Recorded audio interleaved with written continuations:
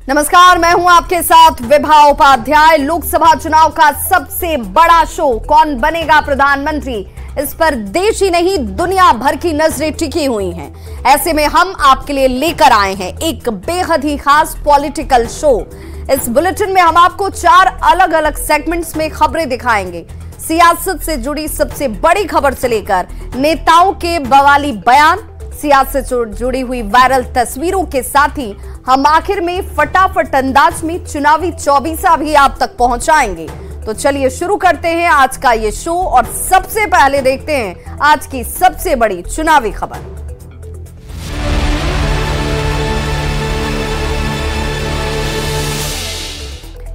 हिमाचल प्रदेश में राज्यसभा चुनाव में मिली हार के बाद कांग्रेस सरकार पर भी संकट के बादल मंडराने लगे हैं।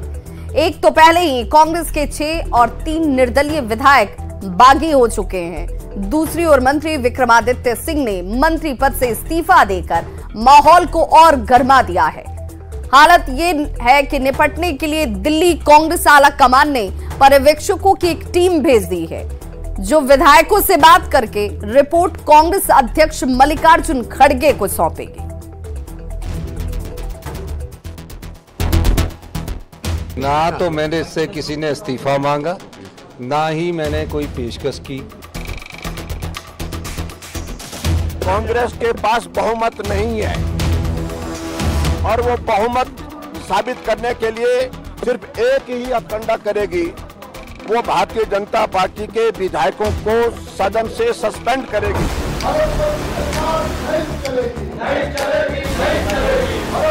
लोकसभा चुनाव की सरगर्मी के साथ ही राज्यसभा चुनाव के नतीजों ने देश का सियासी पारा हाई कर दिया है और इसी के साथ हिमाचल प्रदेश की कांग्रेस सरकार खतरे में आ गई। राज्यसभा चुनाव के दौरान कांग्रेस के 6 विधायकों ने बीजेपी उम्मीदवार के पक्ष में क्रॉस वोटिंग कर दी, जिसकी वजह से 40 विधायकों वाली कांग्रेस को राज्यसभा चुनाव में हार का मुंह देखना पड़ा। सारे विधायकों से बात कीजिए और मुझे जल्द रिपोर्ट सौंपिए, ताकि अगले का रास्ता क्या होगा हमारे लिए, उस पर हम एक अंतिम निर्णय ले सकें। अभी कांग्रेस नेतृत्व बाकी विधायकों पर कार्रवाई की बात सोच ही रही थी कि हिमाचल सरकार में मंत्री विक्रमादित्य सिंह ने मंत्री पद से इस्तीफा देकर हलचल मचा दी। मैं अपने पद से जो है वो अपना इस्तीफा मुख्यमंत्री जी को और राज्यपाल जी को जैसे भी जो भी प्रोसेस है उस तरीके से सौंप रहा हूं और आने वाले समय में जो परिस्थिति होगी उसके हिसाब से जो है वो कार्यवाही आने वाले समय की उसको किया जाएगा। विक्रमादित्य सिंह के इस्तीफे के बाद मुख्यमंत्री सुखविंदर सिंह सुक्खू ने भी इस्तीफा देने की कयासबाजी तेज हो गई। हालांकि उन्होंने कुछ ही देर के बाद मीडिया के सामने आकर इस्तीफे की खबर को अफवाह करार दे दिया। नहीं, इस्तीफे की रूमर भारतीय जनता पार्टी के नेता फैला रहे ताकि विधायक दल में टूटन हो सके। राज्यसभा चुनाव में हुए उलटफेर का असर विधानसभा के अंदर भी दिखा।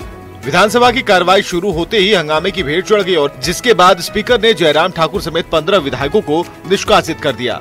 इस कार्रवाई पर निशाना साधते हुए राज्यसभा का चुनाव जीतने वाले बीजेपी नेता हर्ष महाजन का कहना है कि सुक्खू की सरकार गिर चुकी है और उनके पास उचित विधायक नहीं है, इसलिए विधायकों को बर्खास्त किया जा रहा है। तो कांग्रेस यहाँ से डिसमेंटल हो चुकी है। अब ये जो भी कोशिश करेंगे वो नाकामयाब होगा। बीजेपी के 15 विधायकों के निष्कासन और 10 विधायकों के वॉकआउट के बाद सुक्खू सरकार ने बजट को पास कराकर फिलहाल सरकार गिरने के खतरे को टाल दिया है, लेकिन खतरा पूरी तरह से टला नहीं, क्योंकि 68 विधानसभा सीटों वाले हिमाचल प्रदेश में कांग्रेस के पास 40 विधायक हैं, जबकि 3 निर्दलियों का उसे समर्थन हासिल था। 25 विधायकों के साथ बीजेपी नंबर गेम में काफी पीछे थी, लेकिन कांग्रेस के 6 और 3 निर्दलीय विधायकों ने क्रॉस वोटिंग कर कांग्रेस का खेल खराब कर दिया। कांग्रेस और बीजेपी दोनों को 34-34 वोट मिले, मतलब बीजेपी कांग्रेस की संख्या तक पहुंच चुकी है। दूसरी ओर विक्रमादित्य सिंह ने मंत्री पद से इस्तीफा दे दिया है, जिसके समर्थन में कई विधायकों के होने की बात कही जा रही है। हालांकि विधायकों से बात करने के लिए दिल्ली के पर्यवेक्षक हिमाचल पहुंच गए हैं, जो विधायकों से बात कर रिपोर्ट कांग्रेस अध्यक्ष को सौंपेंगे। लेकिन पर्यवेक्षकों के समझाने के बाद भी विधायकों की नाराजगी खत्म नहीं हुई तो कांग्रेस के हाथ से एक राज्य और निकल जाएगा। Bureau report, news 18। लोकसभा चुनाव से पहले इंडी गठबंधन में शामिल दलों को झटका लगने का सिलसिला बदस्तूर जारी है। मंगलवार को कांग्रेस के 2 और आरजेडी के 1 एमएलए बीजेपी में जाकर शामिल हो गए। विधायकों के टूटने के बाद से राजनीतिक माहौल गर्म है। महागठबंधन के नेता हॉर्स ट्रेडिंग का आरोप लगा रहे हैं, तो दूसरी ओर एनडीए नेताओं का कहना है कि इनका जो लोग खेला करना चाह रहे थे उनके साथ ही खेला हो गया।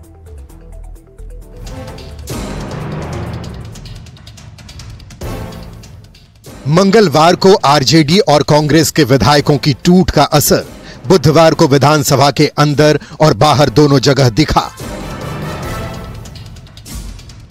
हाथ में तख्ती लेकर महागठबंधन के विधायकों ने नारेबाजी की और आरोप लगाया कि पैसों के दम पर विधायकों को खरीदा जा रहा है। भारतीय जनता पार्टी को पड़ चुकी है, खरीदो फरोख्त, बल छल का उपयोग करने की आदत पड़ चुकी है। मैंने ये कहा कि छोड़ो कल की बातें, कल की बात पुरानी, नए दौर में लिखेंगे मिलकर नई कहानी। दूसरी ओर महागठबंधन के नेताओं की तरफ से लगाए जा रहे आरोपों पर एनडीए नेताओं ने पलटवार किया। एनडीए नेताओं का कहना है कि जो लोग खेल करने की बात कह रहे थे उन्हीं के साथ खेल हो गया। एक्शन का रिएक्शन होता है और एक्शन जिन लोगों ने किया, कहा खेला करेंगे, तो आप लोग के सामने हमने 4 दिन पहले कहा था कि पड़ जाइएगा झमेला में। शुरुआत किए राजद के लोग, गायब कर रहे थे, खरीद फरोख्त का ऑफर दे रहे थे। मेरा न वो विचार रहता है न वो भाव रहता है, हम इसमें विश्वास भी नहीं करते। लेकिन किसी विधायिका का अपमान करेगा तो विधायकों के सम्मान के लिए पूर्व विधानसभा अध्यक्ष के नाते आज भी मन में वही भाव है। विधायकों के पार्टी छोड़ने के बाद कांग्रेस के प्रदेश अध्यक्ष अखिलेश सिंह ने विधानसभा अध्यक्ष से मुलाकात की और बागी विधायकों की सदस्यता खत्म करने की मांग की है। 2 विधायक आपके चले गए। अरे सबका हिसाब हो जाएगा यार, काहे चिंता। सर क्या ये स्पीकर को चिट्ठी लिखेंगे सदस्यता रद्द करने के लिए? सबका ऑटोमेटिक रद्द होगा सदस्यता। मंगलवार को आरजेडी की विधायक संगीता देवी ने भी पार्टी छोड़ दी थी, जिस पर आरजेडी के राज्यसभा सांसद मनोज झा ने कहा है कि पार्टी ने बहुतों को विधायक बनाया है, ऐसे किसी एक के जाने से कोई फर्क नहीं पड़ता। राजद ने हजारों विधायक अपने जन्म काल से पैदा किए, जिसके साथ जन समर्थन होता है ना, वो धन्ना सेठों की थैली के गुलाम बन गए विधायकों की चिंता नहीं करता है। बता दें कि नई सरकार के फ्लोर टेस्ट के समय महागठबंधन की तरफ से बार बार खेल होने का दावा किया जा रहा था। अभी खेल शुरू हुई है, अभी खेल बाकी है। लेकिन फ्लोर टेस्ट के चंद दिनों बाद ही आरजेडी और कांग्रेस दोनों के साथ खेल हो गया। मंगलवार को कांग्रेस के 2 विधायक मुरारी गौतम और सिद्धार्थ सौरभ ने कांग्रेस छोड़कर बीजेपी ज्वाइन कर लिया था, जबकि आरजेडी की संगीता देवी ने भी पार्टी छोड़कर बीजेपी की सदस्यता ग्रहण कर ली। लोकसभा चुनाव के पहले विधायकों के टूटने से बिहार का सियासी तापमान हाई हो गया है। न्यूज़ 18 के लिए पटना से आनंद अमृतराज और अमित कुमार के साथ ब्यूरो रिपोर्ट। तो बिहार में भ्रष्टाचार पर लगाम लगाने के लिए नीतीश सरकार नई तैयारी कर रही है। सरकारी महकमों में होने वाली गड़बड़ियों को और माफियाओं से निपटने के लिए एनडीए सरकार अब एक नया कानून लाने जा रही है। अब ये कानून प्रभावी हो जाएगा, तब भ्रष्टाचार गंभीर अपराध की श्रेणी में आ जाएगा और इसके खिलाफ सख्त कार्रवाई की जाएगी। मंगलवार को नीतीश कैबिनेट ने बिहार अपराध नियंत्रण विधेयक 2024 पर अपनी मुहर लगा दी।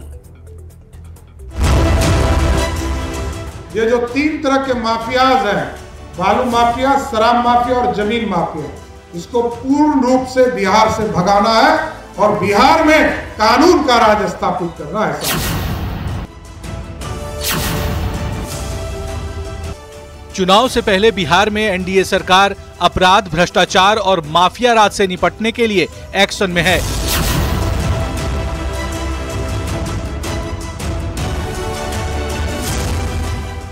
अब बिहार में अपराध और भ्रष्टाचार के साथ साथ माफिया राज को खत्म करने के लिए सख्त कानून बनने जा रहा है। इस संबंध में नीतीश कैबिनेट की मंगलवार शाम को बैठक हुई। इस बैठक में नए कानून के प्रारूप को मंजूरी दी गई, जिसका नाम दिया गया है बिहार अपराध नियंत्रण विधेयक 2024। अब इसे विधानसभा के मौजूदा सत्र में बिल के रूप में पेश किया जाएगा। इस नए कानून के लागू होने के बाद भ्रष्टाचार को लेकर सरकार की सख्ती और बढ़ेगी। इस नए कानून के प्रभावी होने के बाद भ्रष्टाचार को गंभीर अपराध की श्रेणी में रखा जाएगा और सख्त सजा का प्रावधान होगा। इस नए कानून में सरकारी धनराशि में गड़बड़ी करने वालों पर सख्ती का प्रावधान है। भ्रष्टाचार पर अंकुश के लिए बनाया गया कानून पहले के कानून की अपेक्षाकृत और सख्त होगा। इसमें किसी भी प्रकार के भ्रष्टाचार को गंभीर श्रेणी के अपराध में रखकर कार्रवाई सुनिश्चित की जाएगी। इस कानून के जरिए जमीन माफिया, बालू माफिया और शराब माफिया पर कड़ा एक्शन होगा। इस कानून में सामाजिक तत्वों के निष्कासन का भी प्रावधान है और जरूरत पड़ी तो बलपूर्वक निष्कासन भी किया जा सकता है।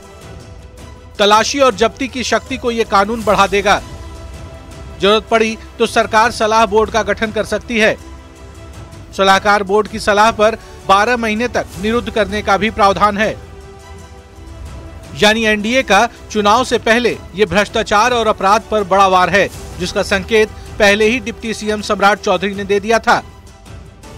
माननीय मुख्यमंत्री जी से भी आग्रह किया और बिहार के डीजीपी को बुलाकर निर्देश दिया कि कानून के राज को स्थापित करने में ये जो 3 तरह के माफियाज हैं, बालू माफिया, शराब माफिया और जमीन माफिया, इसको पूर्ण रूप से बिहार से भगाना है और बिहार में कानून का राज स्थापित करना है। साथ दूसरी ओर कांग्रेस और आरजेडी का आरोप है कि कुछ खास लोगों को जानबूझकर टारगेट करने के लिए ऐसा कानून लाया जा रहा है।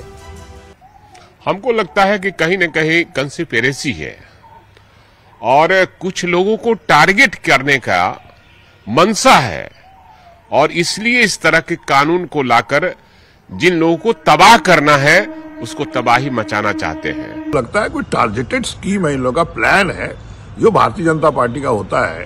काम तो कुछ कर नहीं रहे हैं लोग।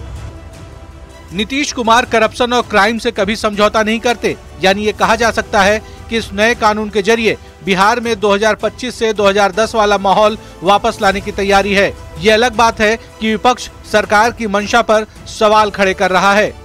न्यूज 18 के लिए पटना से संजय कुमार और आनंद अमृतराज की रिपोर्ट। और शो के सेगमेंट में देखते हैं बयान बवाली, नेताओं के वैसे बयान जिन पर मच गया है सियासी घमासान।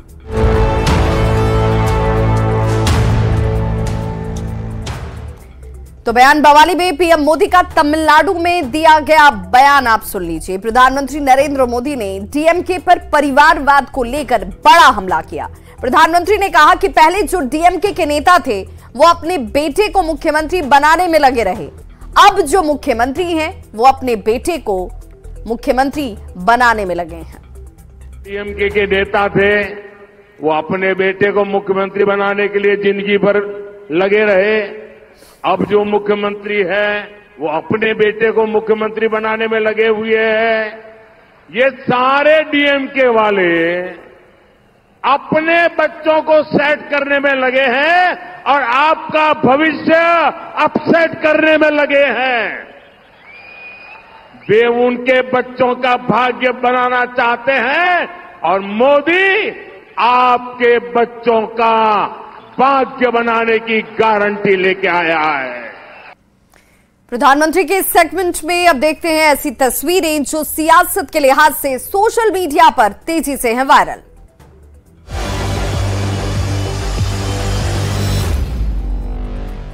तो चुनावी वायरल में आपको विधानसभा के बाहर की एक दिलचस्प तस्वीर दिखाते हैं। सदन में जब नीतीश कुमार प्रवेश कर रहे थे तब उनके साथ सम्राट चौधरी भी मौजूद थे। उसी वक्त गेट पर आरजेडी के विधायक भाई वीरेंद्र भी पहुंचे हुए थे, जिसके बाद दोनों ने एक दूसरे का अभिवादन किया और उसी वक्त सम्राट चौधरी ने भाई वीरेंद्र से अपने साथ चलने को कहा तो भाई वीरेंद्र हाथ छुड़ाकर खड़े हो गए और मुख्यमंत्री को 3 मार्च की रैली के लिए आमंत्रित भी कर दिया।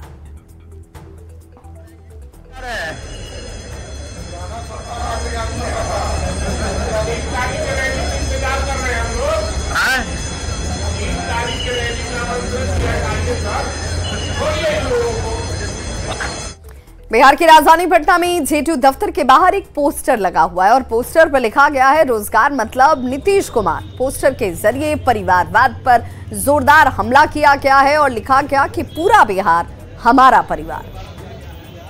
तो रोजगार मतलब नीतीश कुमार और पूरा बिहार जो है हमारा परिवार है। और प्रधानमंत्री के शो के आखिर में देख लेते हैं फटाफट अंदाज में चुनाव से जुड़ी हुई 24 खबरें चुनाव 24 में।